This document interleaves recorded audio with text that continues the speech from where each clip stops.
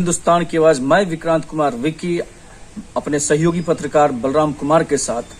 मैं डॉक्टर नरेश कुमार झा जी जो है पूर्व के पीएमसीएच के प्रोफेसर रहे हैं, उनकी पुत्रवधू आज मुंबई से चल के, जो समाज सेवी हैं रूपम झा जी, और जनता की सेवा के लिए मुंबई से चलकर आज चैनपुर पंचायत में भावी मुखिया प्रत्याशी हैं और दबंग लेडी है, तेज तर्रार है और जनता की सेवा के लिए हमेशा तत्पर रहती है और चैनपुर पंचायत में गंगा विकास की गंगा बहाने के लिए मौजूद है और इनका पूरा परिवार ही चैनपुर पंचायत के लिए समर्पण भावना रखती है और आज समाज सेवा करने के लिए, पंचायत की हर एक योजना को धरातल पर उतारने के लिए, बिहार सरकार की योजनाओं को धरातल पर उतारने के लिए पूर्व मुखिया के द्वारा, लूट खसोट के द्वारा।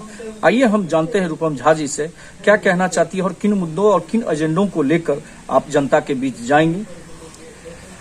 मैडम, आप बताइए, जो कि आप तो मुंबई से चलकर आई है, क्या मन में ऐसी भावना जगी जो आप जनता की सेवा के लिए मुंबई से आप सहरसा जिला मुख्यालय के कहरा प्रखंड ब्लॉक के आप जो है चैनपुर पंचायत में काम करने के लिए आई है? चैनपुर मेरा घर है, चैनपुर मेरा ससुराल है, तो चैनपुर ऐसे ही मेरे दिमाग में नहीं आ गया कि चलो चैनपुर चलते हैं। चैनपुर से मेरा एक रिश्ता है, वो आज से नहीं 15 साल से है। जिस दिन मैं इस फैमिली में शादी करके आई उस दिन से रिश्ता चैनपुर के साथ जुड़ गया और चैनपुर में ही काम करना है वो इसलिए है क्योंकि यहाँ पे जो भी चीज़ें हैं, चाहे वो स्कूल हो, चाहे बच्चों को खेलने के लिए फील्ड हो, चाहे स्वास्थ्य केंद्र हो, खादी ग्राम उद्योग हो, जो भी चीज़ें हैं, जिस चीज़ में भी लैंड की ज़रूरत पड़ी, सब मेरे दादा ससुर ने डोनेट किया है। तो इस सरजमी के साथ मेरा जुड़ाव, मेरा समर्पण स्वाभाविक है। उसके लिए किसी चीज़ की ज़रूरत नहीं है, वो है। मैं पुत्रवधू हूँ तो मुझे इतना समर्पण है, तो आप सोचिए जो खुद पुत्र होंगे, उस युग पुरुष के जो पुत्र होंगे, उनके अंदर कितनी समर्पण की भावना होंगी। तो पापा ने भी जब से डॉक्टरी पेशे में ज्वाइन किया, कभी भी उन्होंने चैनपुर, जो पेशेंट ने अपने नाम के नीचे चैनपुर लिखवा दिया, उससे कभी ना उन्होंने फीस ली है, ना उन्होंने कभी उसका ऑपरेशन का चार्ज लिया है, कुछ नहीं। मतलब जो एकदम बेसिक कुछ होता होगा, ओटी चार्ज या जो भी होता होगा, वो मुझे नहीं पता, बट लोग कहते हैं, ये उन्होंने मुझे कभी नहीं सुनाया। ये आप गांव घूमने के बाद मुझे पता चला है कि लोग ऐसा कहते हैं कि उन्होंने तो हमसे कभी फीस ही नहीं लिया, उन्होंने तो कभी इस चीज़ का चार्ज, क्योंकि चैनपुर लिखा। सहरसा में मुझे किसी ने ये चीज़ बताया जब मैं सहरसा गई थी और मैं शांति छोड़ के आप जनता का सेवा करने के लिए आपका पूरा परिवार आया हुआ है, क्या वजह है और क्या मन में ऐसी जिज्ञासा जगी, इस विषय में बताएं। इसका मुख्य कारण है अपने जन्मभूमि से प्रेम। अपना हमारा गांव जो है चैनपुर, इसके लिए हम बहुत दिन से प्रयासरत थे। जो कोई ऐसा मुखिया बने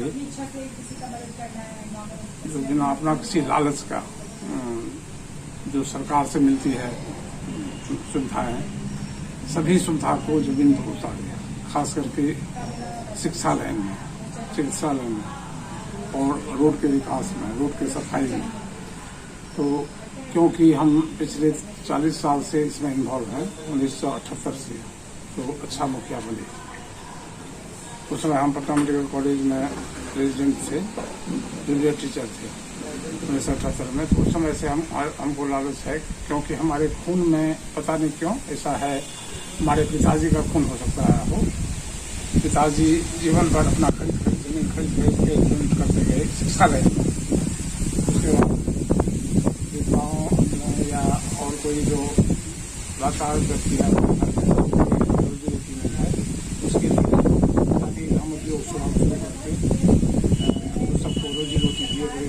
90 से 100 अलग अलग गाँव का, चैनपुर का भी 75-80 और बगल बगल के गाँव का भी लोग यहाँ आके कुछ कमा लेते थे सूट काट के।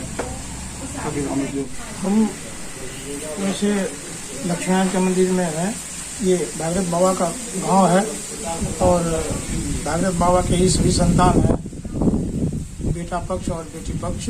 तो मैं बेटी पक्ष से यहाँ हूँ और हमारा उद्देश्य धर्म का प्रचार करना है और धर्म के प्रचार के साथ साथ मेरा ध्यान यही रहता है कि समाज का कल्याण हो, देश का कल्याण हो।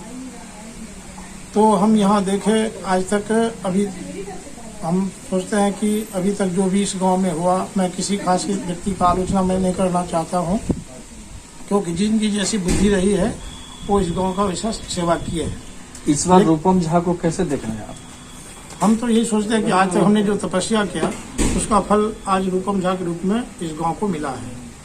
और हमारा अपना निजी विचार भी रहा है। हम 15 अगस्त के अवसर पर भी बोल चुके थे कि इस गांव का दुर्भाग्य है जो इस गांव में इलेक्शन हो रहा है। इलेक्शन नहीं होना चाहिए। रूपम झा को ही मत मिलना चाहिए, पढ़ी लिखी शिक्षित परिवार से। तो ये इतनी पढ़ी लिखी होकर के और अपना त्याग और बलिदान के रूप में ये अपने आप को समर्पित की है। बलिदान मतलब गर्दन कटाना ही नहीं होता।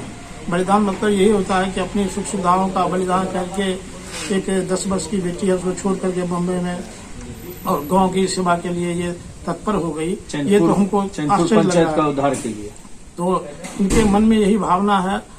और वैसे भी इनके पूर्वज जो हैं वो यहाँ बहुत सारा त्याग किए हैं, जैसे हाई स्कूल और मतलब कि खादी भंडार है, फील्ड है, तो ये सब चुका है। और हमारे जो डॉक्टर साहब हैं ये भी नीलकंठ मंदिर में एक धर्मशाला का निर्माण किए हैं जो संस्कार भवन के नाम से जाना जाता है। उस पर उपनयन विवाह जो भी होता है संस्कार का कार्यक्रम वो होता है। क्या चाहते हैं आप लोग? हम लोग यही चाहते हैं कि इनको एक मत से सब आदमी रूपम झा को सहयोग करें और रूपम झा को विजय बना करके गांव का कल्याण करें। क्या नाम हुआ आपका? मेरा नाम प्रमोद कुमार झा है। वैसे लोग महात्मा जी कहते हैं। ये चैनपुर गांव है। इस गांव का आज तक विकास नहीं हुआ है। न हॉस्पिटल में ये डॉक्टर रहते हैं, न स्कूल का पढ़ाई ठीक ठाक हो रहे हैं। और यहाँ जो भी है मुखिया आते हैं और अपना पेट भर लेते हैं और समाज का कुछ नहीं करते हैं। रोड वैसे टूटा फूटा है, मुखिया को बोलता है ये कुछ नहीं होने वाला। इस बार कौन प्रत्याशी को आप लोग मत दे रहे हैं? हम लोग रूपम झा का प्रत्याशी है और इनको बहुत बहुमत से हम लोग एकदम जिताने चाहते हैं। क्या नाम हुआ? भगवान जी ठाकुर, घर चैनपुर।